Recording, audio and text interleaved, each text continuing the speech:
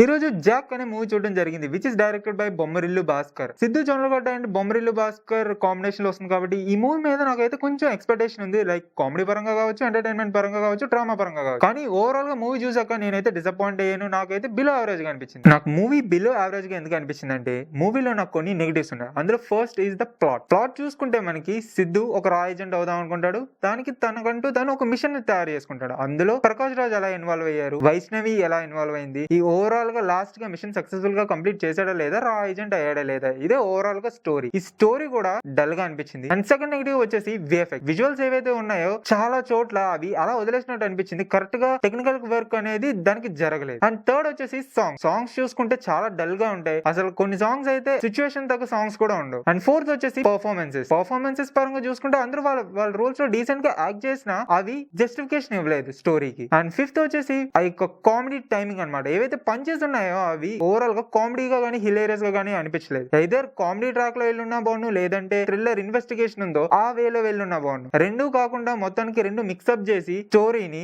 చాలా డల్ చేసి పడేశారని చెప్పాలి. అండ్ నెక్స్ట్ పాయింట్ వచ్చేసి క్యారెక్టరైజేషన్. ఇందులో చూసుకుంటే క్యారెక్టర్స్ ఉన్నాయి తప్ప వాటి క్యారెక్టరైజేషన్స్ లేవు. ఏదైతే హీరోయిన్ క్యారెక్టరైజేషన్ ఉందో అసలు ఎందుకు పెట్టారో కూడా తెలియదు. ఆ క్యారెక్టర్ ఉన్నా లేకపోయినా స్టోరీలో డిఫరెన్స్ ఏమీ ఉండదు. అండ్ లవ్ స్టోరీ చూసుకుంటే సిద్ధు జొన్నలగడ్డ అండ్ వైష్ణవి మధ్య లవ్ స్టోరీయే ఉండదు. ఓవరాల్ గా చూసుకుంటే ఇద్దరి మధ్యన లవ్ స్టోరీ కూడా లేదు, కామెడీ టైమింగ్స్ లేవు. అండ్ థర్డ్ పాయింట్ వచ్చేసి అసలు ఇన్వెస్టిగేషన్ థ్రిల్లర్ కూడా మనకి అంతగా అనిపించదు. ఏదైతే మిషన్ ఉంటుందో మిషన్ మనకి చాలా లాగ్ గా అనిపిస్తుంది. Starting first half characterization introduce చేయడానికి, ఆ వరల్డ్ క్రియేట్ చేయడానికి యూజ్ చేసుకున్న ఒక కాన్ఫ్లిక్ట్ క్రియేట్ చేశారు ఇంటర్వెల్ టైం కి రిగార్డింగ్ ద మిషన్ అనమాట.